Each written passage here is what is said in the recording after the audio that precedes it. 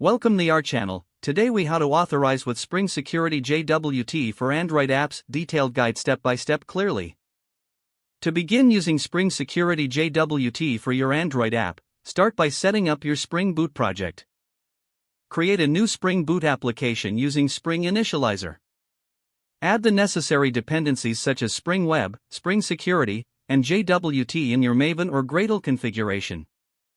Next, configure your application properties. Specify the secret key and token expiration time in your application.properties or application.yml file. Now, create a JWT utility class. This class will handle the generation and validation of tokens. Implement methods for creating tokens and extracting claims from the token. Next, set up the security configuration. Create a class that extends Web Security Configure or adapter. Override the configure method to define your authentication filter. In this filter, add your JWT token validation logic.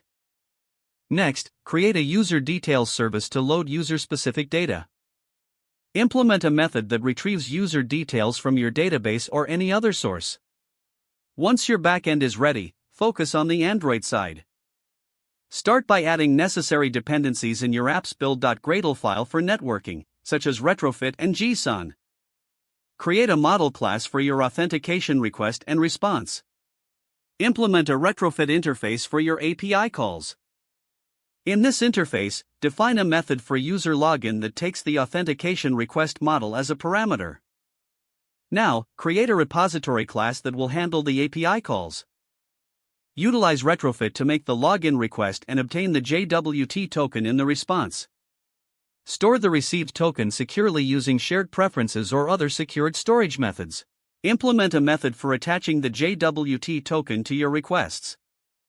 Add an interceptor to your retrofit instance that will add the authorization header to your requests. On the backend, set up an authentication controller.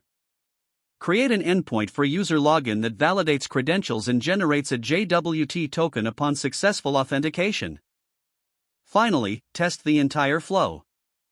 Authenticate a user from your Android app and ensure the server returns a JWT token.